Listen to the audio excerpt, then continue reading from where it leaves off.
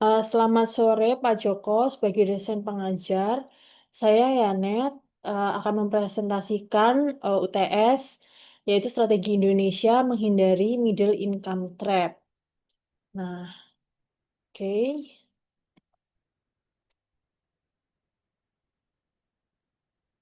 Nah, yang pertama yang harus kita tahu, apa itu middle income trap? Jadi, analogi sederhananya, ini seperti kita menaiki tangga, tetapi kita di tengah-tengah. Kita sudah sampai tengah, tapi kita tidak bisa melanjutkan ke tangga berikutnya, gitu. Nah, definisi resminya itu negara berhasil mencapai pendapatan menengah, tetapi tidak bisa naik kelas menjadi negara maju. Dan definisi ini pertama kali dipopulerkan oleh laporan Bank Dunia tahun 2007. Gitu. An East Asian Renaissance Ideas for Economic Growth. Nah, selanjutnya, langkah apa yang bisa dilakukan pemerintah agar negara kita tidak terjebak dalam middle income trap? Yang pertama, solusi pertama yaitu dari kebijakan fiskal. Yang apa itu kebijakan fiskal? Jadi kebijakan fiskal adalah cara pemerintah mengelola uang negara, APBN. Jadi bagaimana uang itu didapatkan, sumbernya dari pajak dan dikeluarkan melalui APBN. Itu bagaimana pemerintah untuk menggunakan uangnya. Jadi, eh, secara detail, yang pertama itu dengan investasi sumber daya manusia, anggaran pendidikan vokasi, dan beasiswa sains teknologi.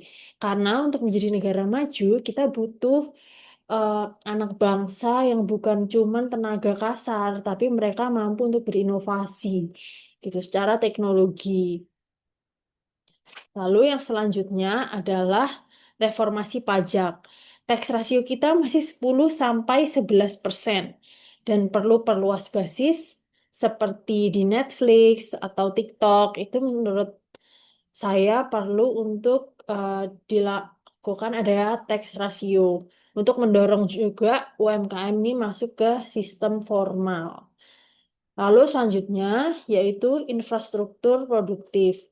Internet desa, kawasan industri luar Jawa, energi terbarukan. Jadi bukan hanya jalan tol kota ke kota. Jadi kalau bisa infrastruktur yang menopang banyak ekonomi.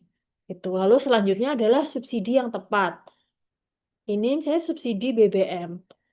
Alihkan ke transportasi umum dan subsidi yang produktif. Jadi uang negara harus bekerja, bukan sekedar habis. Jadi uang subsidi itu kalau bisa berputar menjadi sesuatu yang lebih produktif lagi.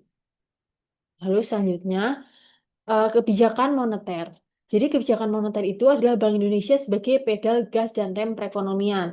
Jadi eh, kebijakan moneter itu tentang peredaran uang, suku bunga, nilai tukar rupiah itu ada kewenangannya di bawah Bank Indonesia. Untuk detailnya, kita harus menjaga inflasi tetap rendah, yaitu 2-4%. Karena inflasi tinggi, harga akan naik terus. Daya beli turun, orang tidak mau investasi. Jadi kalau ibaratnya demam, sedikit wajar, tapi kalau tinggi, ekonomi bisa kolaps. Lalu yang selanjutnya adalah menstabilkan nilai tukar rupiah. Jadi banyak bahan baku industri masih impor menggunakan dolar, yang mana menyebabkan rupiah melemah. Saat rupiah melemah, maka biaya produksi akan bengkak. Lalu barang kita tidak kompetitif di pasar global. Yang selanjutnya, kita perlu memperluas inklusi keuangan dan digitalisasi. UMKM tanpa akses bank tidak akan bisa berkembang.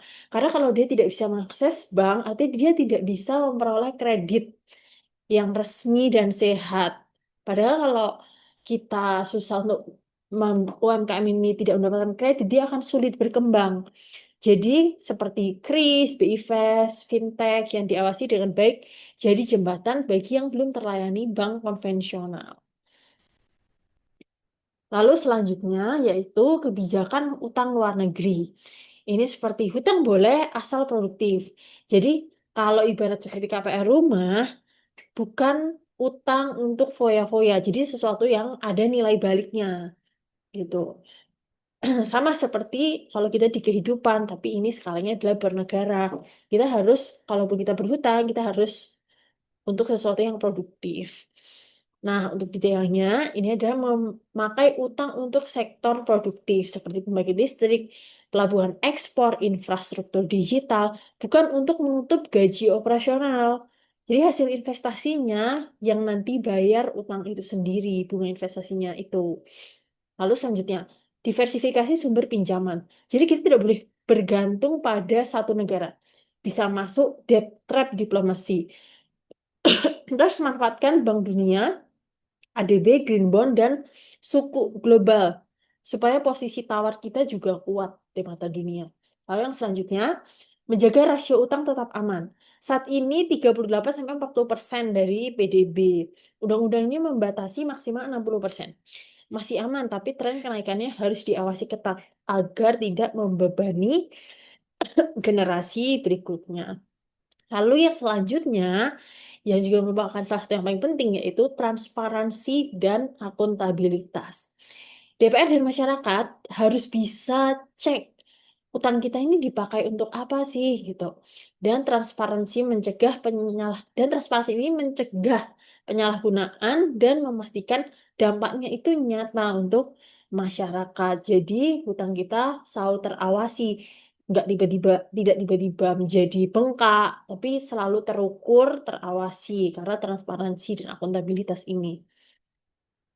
Nah, kesimpulannya di sini Indonesia sebenarnya sangat berpotensi untuk lolos dari middle income trap jika tiga kebijakan ini bisa berjalan dan eh, tiga kebijakan ini bisa terintegrasi, jadi berjalan bebarengan atau beriringan. Yaitu yang tadi sudah saya bahas, kebijakan fiskal yang efisien dan berorientasi pada SDM dan inovasi, kebijakan moneter yang stabil, inklusif, dan dukung digitalisasi, dan yang selanjutnya hutang yang produktif, transparan, dan terkendali.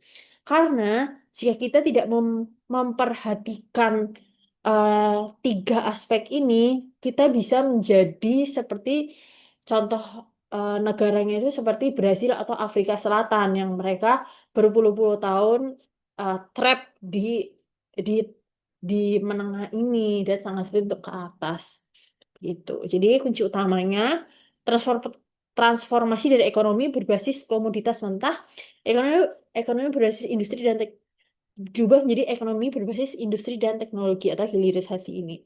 Kalau gagal, Indonesia bisa bernasib seperti yang tadi saya ceritakan, yaitu seperti Brasil. Jadi stuck di level menengah untuk puluhan tahun. Begitu, sekian presentasi dari saya. Terima kasih. Aduh, berikut adalah daftar pustakanya.